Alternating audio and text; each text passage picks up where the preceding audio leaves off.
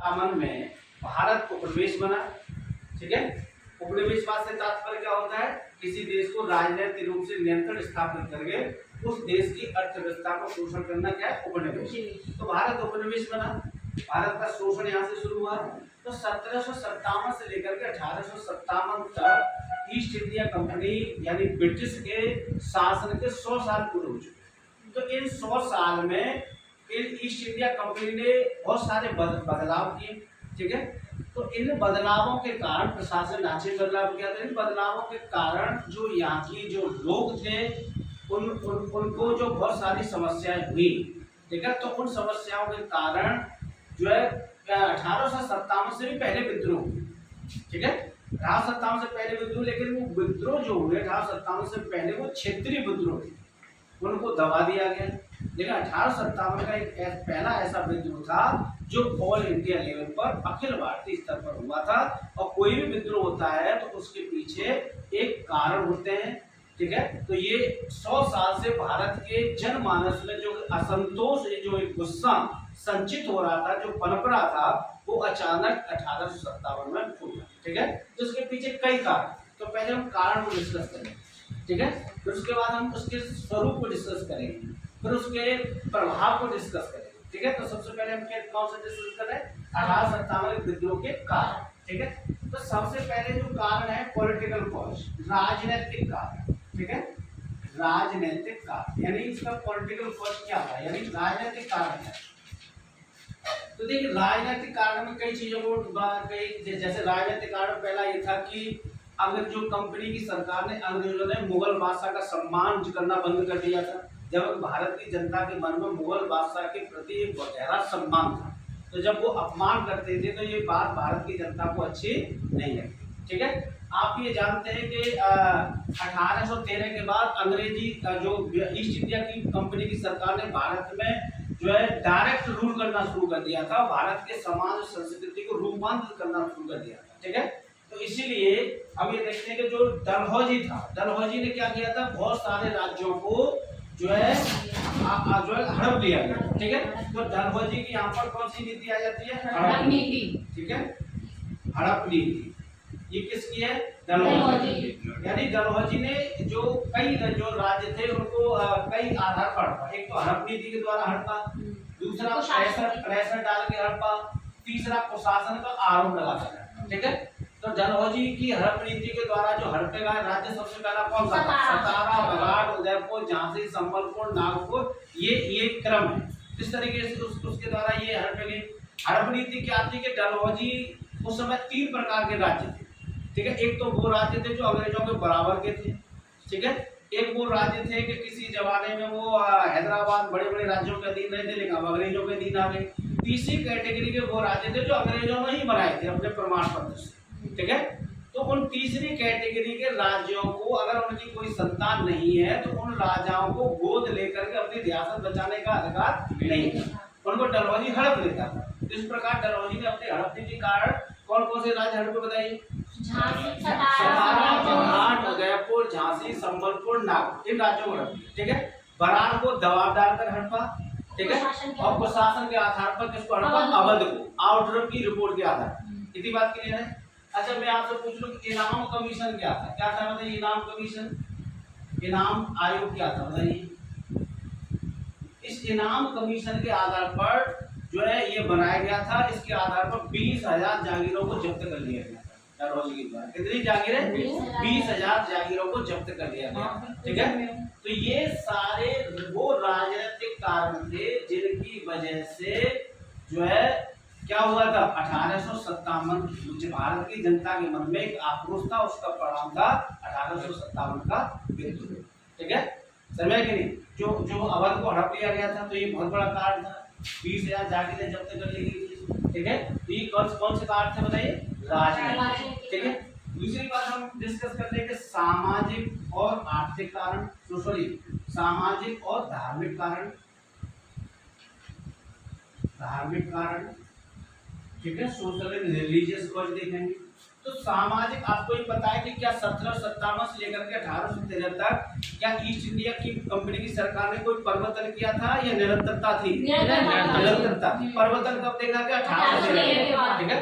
1813 के बाद जो अंग्रेज सरकार के द्वारा समाज संस्कृति को रूपांतरित करना चाहा, ट्रांसफर करना चाहा, जैसे कि हमने कहा लॉर्ड मैकाले ने क्या था कि हम भारत में एक ऐसा वर्ग तैयार कर देंगे जो देखने में भले ही भारतीय हुआ लेकिन अपने मूल नैतिक मापदंड में अंग्रेज जैसा हो।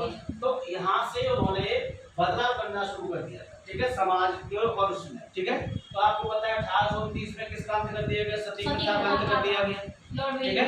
लेकिन कुछ भारत के लोगों ने कहा कि हमारे मामले में इंटरफियर है, सती प्रथा का विलियम बेंटिक ने किया था, राजा राममोहन राय ने माहौल बनाया था।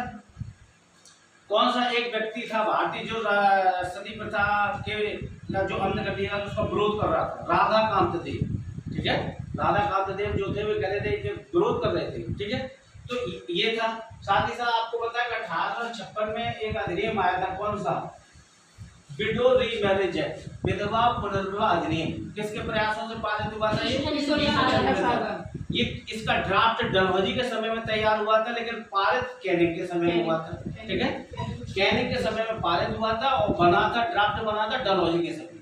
जो क्वेश्चन पूछा गया इसलिए में डिस्कस कर, ठीक है, ठीक है। तो ये विधवा पुनर्विवाह अधिनियम में क्या हुआ, उसमें ये होगा कि विधवाओं को दोबारा से विवाह करने की अनुमति दे दी, ठीक है। एक कानून पास किया गया, अधिनियम पास किया गया, इसमें कहा गया कि विधवाएं दोबारा से विवाह करती हैं, कानून की नजर में उनका विवाह लीगल है, उनसे जो बच्चे पैदा होंगे वो भी लीगल होंगे, ठीक है। लेकिन भारत के लोग इनको इन सारे सुधारों को अपने सामाजिक और धार्मिक मामलों में हस्तक्षेप मानते हैं। उनको ऐसा लग रहा था कि हमको ईसाई बनाना चाहते हैं, ठीक है। तो भारत के लोगों के मन में इन बातों को लेकर के भारत की जनता के मन में एक आक्रोश, ठीक है। तो सामाजिक धार्मिक कारण, ठीक है। अगर हम बात कर लेंगे आर्थिक कारण, कौन से कारण, आर्थिक कारण, ठीक है। अगर हम आर्थिक कारण की बात करें, जो आर्थिक कारण है, आर्थिक कारण का मतलब ये हो गया कि भाई 1757 से लेकर 1757 से भारत का एक्सप्लोइटेशन शुरू हो गया था, भारत का शोषण शुरू हो गया था। और ये शोषण 3 चरणों में शुरू हुआ। 1757 से 1813 तक शोषण हो रहा था, जैसे हम कहते हैं वाणिज्यिक पूंजीवाद, व्यापारिक पूंजीवाद, जिसमें अंग्रेजों का मुख्य बल क्या था, लगान लिया, लगान से जो है खरीदी, लाभांश लिया, उपहार और अधिक से अधिक लगान, ये शोषण हो रहा था। 1813 के बाद शोषण किया, क्या हुआ कि यहाँ से कच्चा माल भेजा गया, वहां से बनी हुई वस्तु भारत की मार्केट में भेजी गई, यहाँ का जो परंपरा का हस्तक्षेप उद्योग था उसका विनाश हो गया, जिस पर विलियम बेंटिक ने टिप्पणी करते हुए कहा है कि भारतीय बुनकरों की हड्डियां भारत के मैदानों में बिखरी हुई पड़ी हैं। और आपका जो है कार्ल मार्क्स ने कहा कि अंग्रेज एक ऐसा घुसपैठिया था कि जिसने पहले भारत के माल को अपने मार्केट से बाहर निकाला, फिर अपने ही माल की भारत में बांटा, ठीक है। तो कुल मिलाकर के और तीसरा शोषण क्या था कि अंग्रेजों के पास 1858 के बाद शुरू हुआ, जैसे हम वित्तीय पूंजीवाद कहते हैं, जैसे हम औद्योगिक पूंजीवाद कैसे होते, व्यापारिक पूंजीवाद कहते हैं। वित्तीय पूंजीवाद में कहता है अंग्रेजों के पास बहुत पैसा आ गया था, वो अगर उसे ब्रिटेन में इन्वेस्ट करते हैं तो वो लाभ नहीं हो रहा था, उस पैसे को उन्होंने कहाँ इन्वेस्ट किया, भारत में, क्योंकि भारत में श्रम सस्ता था, रॉ मटेरियल था, मार्केट भी यहाँ था, तो उन्होंने अपना पैसा कहाँ लगाया, भारत में। भारत में जो रेलवे लाइनें बिछाएगी वो ब्रिटिश पूंजी से बिछाएगी, जिसमें 5% गारंटेड ब्याज होता है, ठीक है। तो इस तरीके से 3 चरणों में भारत का शोषण हुआ, ठीक है, जिस पर दादा भाई नेहरूजी, ठीक है, रानाडे, MM जोशी, RC दत्त, इन्होंने धन निष्कासन के सिद्धांत जो दिया है, धन निष्कासन के सिद्धांत से ये जो है ये विचारक जुड़े हुए, ठीक है। और इनका मुख्य जो प्रतिपादक है वो है दादा भाई नेहरूजी, जिन्होंने अपनी पुस्तक poverty and un-British rule in India में धन निकासी का सिद्धांत दिया है। और दादा भाई नेहरूजी कहते हैं कि भाई भारत में गरीबी, दरिद्रता और भारत के नैतिक पतन का कारण है भारत की धन की निकास, ठीक है। तो ये आर्थिक शोषण हो रहा था, तो ये कारण था, ठीक है। साथ ही साथ एक कारण क्या था, सैनिक कारण था। सैनिक कारण ये था कि भाई जो है सेना को उच्च पद नहीं दिए जाते थे, सुविधा से ऊंचे का पद नहीं था, वेतन भत्ते कम थे, दोहरा भत्ता वगैरह ये नहीं मिलते थे, ठीक है। तो ये सैनिक कारण था। और फिर लास्ट में आ जाता है कौन सा, तात्कालिक कारण। कौन सा, तात्कालिक कारण। तात्कालिक कारण में क्या है बताइए, पहले जो बंदूक चलती थी वो कौन सी चलती थी, ब्राउन ब्रेस, ठीक है।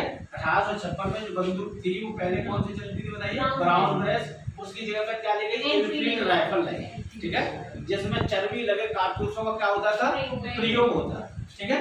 तो ये बात जब सैनिक, और चूंकि जो ईस्ट इंडिया कंपनी में जो सैनिक थे वो वर्दी में किसान थे। ज्यादातर सैनिक कहाँ से जाते थे? अवध से जाते थे। वो वर्दी में क्या थे? किसान थे।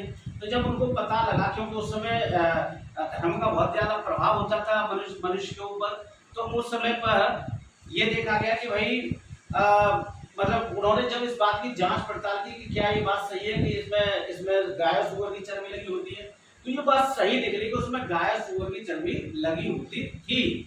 इसलिए क्या शुरू हुआ? उसका रिएक्शन शुरू हुआ, प्रतिरोध शुरू हुआ। ठीक है, जैसे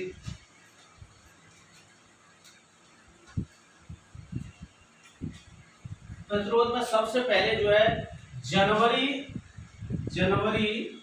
1857 ये दमदम के सैनिकों ने कहा कि हम चर्बी लगे कारतूसों का प्रयोग नहीं करेंगे जगह बंगाल में। ठीक है, फिर उसके बाद फरवरी 1857 में जो है बहरामपुर के सैनिकों ने मना कर दिया, बहरामपुर, कि हम चर्बी लगे कारतूसों का प्रयोग नहीं करेंगे। बात दबा देंगे, ये बात दब गई, ये भी दब गई। ठीक है, उसके बाद 29 मार्च 1857 को जो कौन किसने? मंगल पांडे। ये कहाँ का था बताइए? मंगल पांडे बैरकपुर छावनी का। किसका था? बैरकपुर छावनी। बैरकपुर, इसने मना कर दिया। ठीक है, और इसने अपने अधिकारी अधिकारी क्या नाम था? ह्यूसन और लेफ्टिनेंट बाब, इन दो गोली चलाई, ये दोनों मारे। ठीक है, इसका परिणाम क्या हुआ? इसका परिणाम हुआ कि 8 अप्रैल 1857 को फांसी दे दी गई। किसको फांसी दे दी गई? मंगल पांडे को फांसी। ठीक है, तो ये बात यहाँ हुई। फिर ये विद्रोह की चिंगारी आती है कहाँ पर? मेरठ। कहाँ पर आती है? मेरठ में। ठीक है,